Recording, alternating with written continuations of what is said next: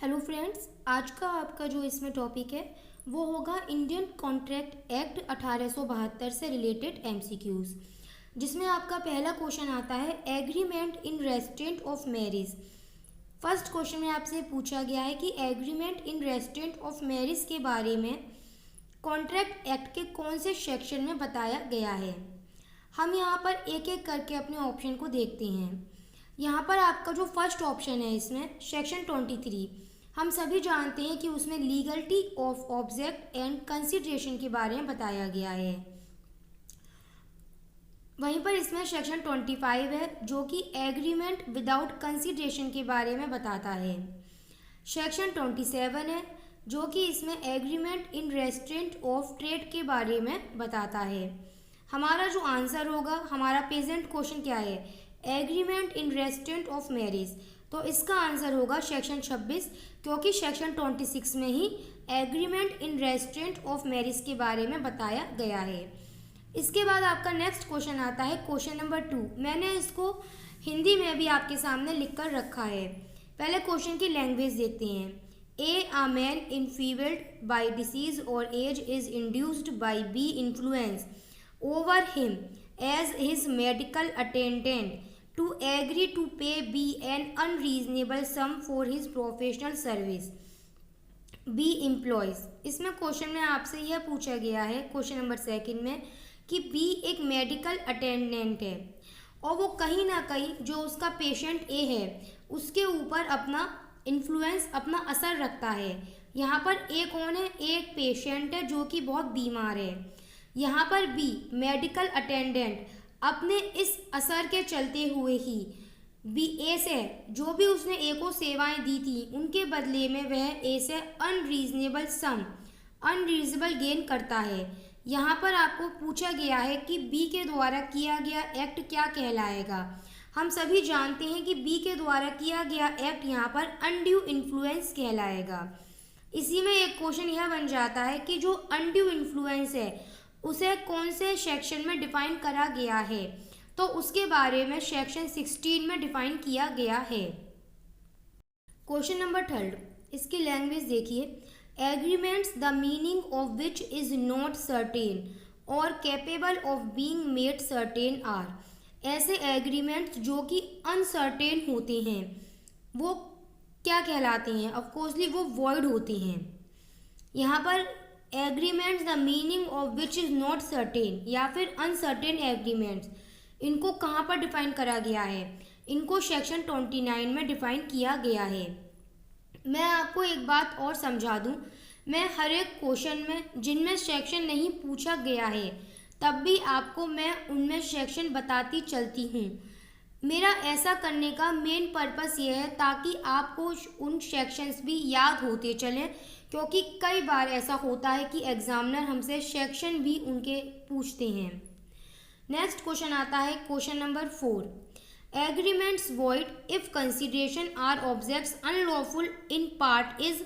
मैंने अभी जो बात कही थी कि सेक्शन भी पूछे जाते हैं वो इस एग्जाम्पल से और क्लियर हो गई है, क्योंकि क्वेश्चन नंबर 4 में आपको पूछा गया है कि consideration object unlawful in part, ये वाली बात जो है कौन से सेक्शन में बताई गई है। हम पहले एक एक करके ऑप्शन देखेंगे।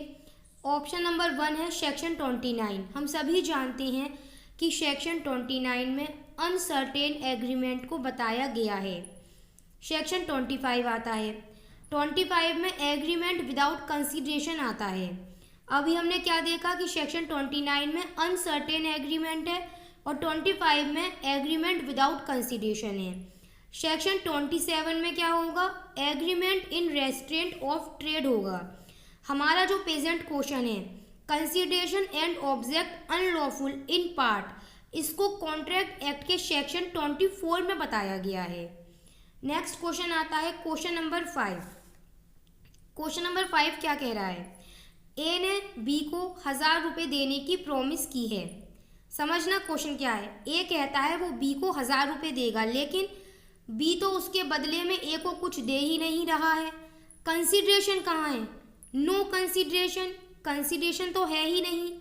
जबकि हम सेक्शन 25 के तहत इस बात को जान चुके हैं कि अगर कोई भी ऐसा एग्रीमेंट होता है जिसमें कंसीडरेशन नहीं होता है तो वो एग्रीमेंट क्या होगा, वॉइड होगा। और यहाँ प्रेजेंट क्वेश्चन में भी एग्रीमेंट में कंसीडरेशन नहीं है, इसलिए ये एग्रीमेंट वॉइड ही माना जाएगा। नेक्स्ट आता है क्वेश्चन नंबर 6। क्वेश्चन नंबर 6 की पहले लैंग्वेज समझिए क्या है। इसमें जो ए है उसके द्वारा बी के अगेंस्ट एक मुकदमा दाखिल किया गया है रॉबरी के लिए। यहाँ पर ए और बी आपस में यह एग्रीमेंट करते हैं कि ए बी के अगेंस्ट उसने जो रॉबरी का प्रोसिक्यूशन कर रखा है वह उसको वापस ले लेगा और बी उसके बदले जो भी रॉबरी में बी ने सामान लिया था वो सब उसको वो वापस कर देगा। यहाँ पर जो यह एग्रीमेंट अब ए और बी के बीच में हो रहा है ऑफकोर्सली अगेंस्ट पब्लिक पॉलिसी है और यहाँ पर इस प्रकार का एग्रीमेंट वॉइड माना जाएगा। और इससे रिलेटेड सेक्शन कौन सा होगा, सेक्शन 23 में इसको रिलेट करा जाएगा। क्वेश्चन नंबर 7, बहुत ध्यान से पहले क्वेश्चन की लैंग्वेज को रीड करिए। Which one of the following is not correctly match. इसका मतलब ये कि आपके सामने एक तरफ सेक्शन है, दूसरी तरफ हेडिंग्स हैं उसकी। आपको यह देखना है कि इसमें से कौन सा एक ऐसा पॉइंट है, एक ऐसा ऑप्शन है जो कि करेक्ट नहीं है, मतलब बाकी के 3 करेक्ट हैं। हमें नॉट करेक्टली को देखना है। सबसे पहले हम देखते हैं agreements void for uncertainty. Yes, इसको सेक्शन 29 में ही बताया गया है। दूसरा आता है इसमें agreement in restaurant of legal proceedings. इसको तो सेक्शन 28 में बताया गया है, जबकि एग्जामिनर ने, जबकि यहाँ आपके सामने जो क्वेश्चन है उसमें इसको सेक्शन 27 दे रखा है जो कि गलत है। इसका मतलब ये करेक्टली मैच नहीं है। चलिए बाकी के जो 2 हैं वो भी देख लेते हैं। अनड्यू इन्फ्लुएंस, यस, ये सेक्शन 16 में ही आता है। Agreement in restaurant of marriage, yes, ये सेक्शन 26 में ही आता है। इसका मतलब जो आपका प्रेजेंट क्वेश्चन है which one of the following is not correctly match, उसका आंसर होगा agreement in restaurant of legal proceeding, जो कि आपको सेक्शन 27 दिया गया है, क्योंकि इसका सही आंसर होता सेक्शन 28। नेक्स्ट आपका क्वेश्चन नंबर 8 आता है, वो भी एक एग्जाम्पल है, आपसे पूछा जा रहा है, इसमें सही से समझिएगा। इससे पहले A who is a dealer in coconut oil, जो ए है वो केवल कोकोनट ऑयल, केवल नारियल का तेल ही बेचता है, उसका ही वो डीलर है। यहाँ पर वो बी से एग्री करता है कि वो बी को 100 टन ऑफ ऑयल बेचेगा। ये एग्रीमेंट क्या है, ये एग्रीमेंट वैलिड है। अब मैं आपको एक बात बता दूं, सबसे पहले तो यह कि यह कौन से सेक्शन से रिलेट कर रहा है, ये रिलेट कर रहा है सेक्शन 29 से। हमें ये भी समझना होगा कि हमने यहाँ पर इसको वैलिड क्यों कहा है, क्योंकि यहाँ पर सर्टेनिटी है।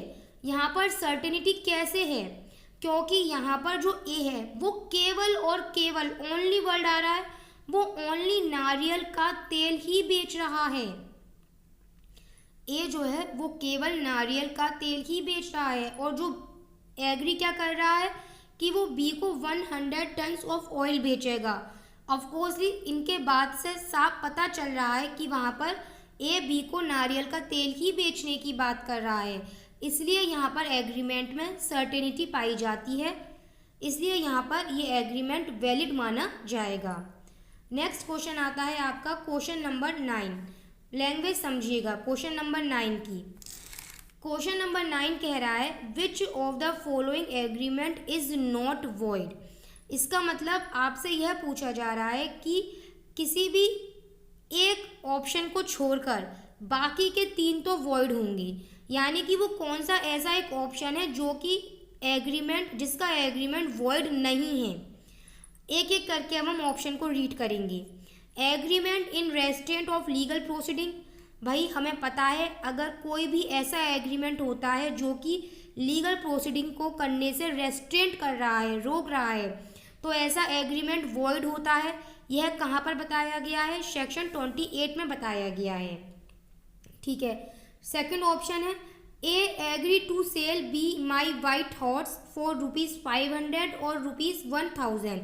दूसरा ऑप्शन है कि ए और बी आपस में एग्रीमेंट करते हैं कि ए बी को अपना वाइट हॉर्स बेचेगा, लेकिन 500 या 1000 रुपये में बेचेगा। ऑफकोर्सली ऐसा एग्रीमेंट सर्टेन नहीं है, इसलिए ये भी वॉइड हो गया। इस बात के बारे में अनसर्टेन एग्रीमेंट को कहाँ बताया गया है? इसको सेक्शन 29 में बताया गया है। Third option agreement by way of wager, ये तो हम सभी को पता है वॉइड होते हैं। इससे रिलेट सेक्शन कौन सा हो गया? सेक्शन 30 हो गया। नेक्स्ट ऑप्शन आता है, लास्ट ऑप्शन है ए फाइंड बी पर्स। ए ने बी का पर्स जो खो चुका था वो मिल गया ए को, उसने ले जाकर बी को दिया। बी ने उससे कहा कि वो उसे इसके बदले 50 रुपये देगा। यहाँ पर जो फोर्थ ऑप्शन है, फोर्थ ऑप्शन में ए और बी के बीच जो एग्रीमेंट है वो वैलिड है। रिलेटेड सेक्शन 25 है। आपसे क्वेश्चन नंबर 9 में क्या पूछा गया है? कौन सा ऐसा एग्रीमेंट है इन 4 ऑप्शन में से जो कि वॉइड नहीं है? हमने यह जाना कि इसके शुरू के जो 3 ऑप्शन दे रखे हैं, agreement in restraint of legal proceeding, या फिर वाइट हॉर्स को 500 या 1000 रुपये में बेचने वाला एग्रीमेंट, या फिर agreement by the way of wager, ये तीनों एग्रीमेंट वॉइड हैं। केवल जो लास्ट ऑप्शन था इसमें वो ही वैलिड माना जाएगा। इसका मतलब केवल लास्ट वाला ऑप्शन ही वॉइड नहीं है। लास्ट क्वेश्चन आता है आपका क्वेश्चन नंबर 10, वो भी एक इलस्ट्रेशन पर बेस है। आपसे पूछा गया है क्वेश्चन में, A promise to obtain B for employment in public service. A जो है वो बी से कहता है कि वो बी को पब्लिक सर्विस में नौकरी दिलवा देगा, उसके बदले बी उसको 1000 रुपये देने का प्रॉमिस करता है।